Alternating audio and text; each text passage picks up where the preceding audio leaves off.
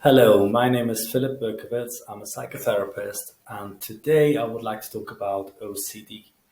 OCD is something that I struggle with myself, and I also have quite a bit of clinical experience of working with people who struggle with OCD.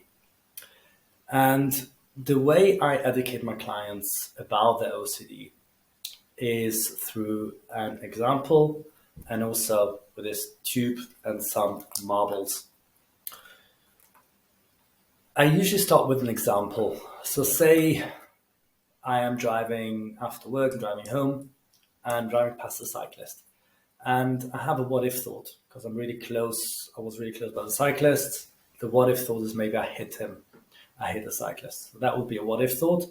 And then I'll tell myself, if I don't have OCD, I'll tell myself, there was nothing strange. There was no hit, no screaming, probably fine. So that's the marble. It goes down the tube, which is just representing what my brain does when thoughts come, like processing of thoughts. And I'm fine. I'm moving on. Before I go to bed, maybe I check the door. And before I go to sleep, I'm thinking, did I lock the door? Yeah, probably yes. That's another marble. It goes down the tube. Yes, and I can go to sleep.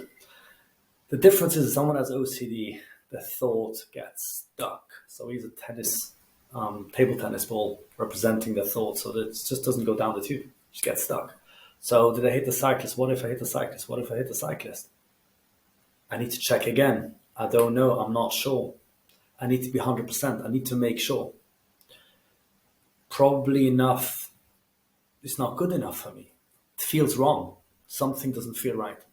I might have harmed someone. I'm a bad person, which is usually like the theme. Sometimes the theme of OCD, like being a bad person.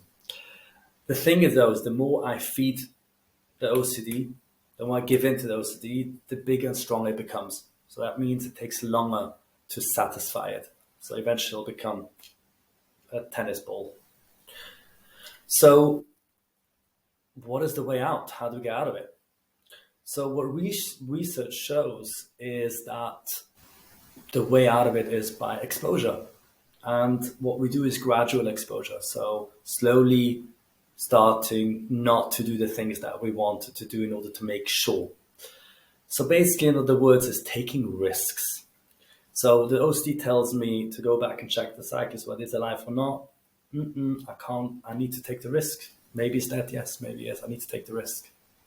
So risk taking is the way forward. I need to take the risks. And obviously gradual, starting with something that is easier and going from easier to harder. Eventually what will happen is as follows, and I use these chess pieces to explain that.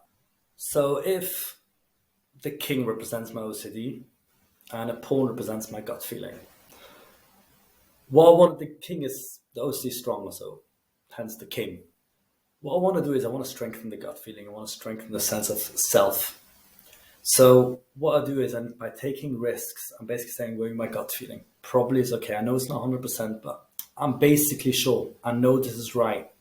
So by taking the risk and going with the gut feeling, that gut feeling will get stronger and that king, the OCD, will get weaker with time. And I don't have to look at it as a monster, the OCD. I don't have to be angry with it. It's hard.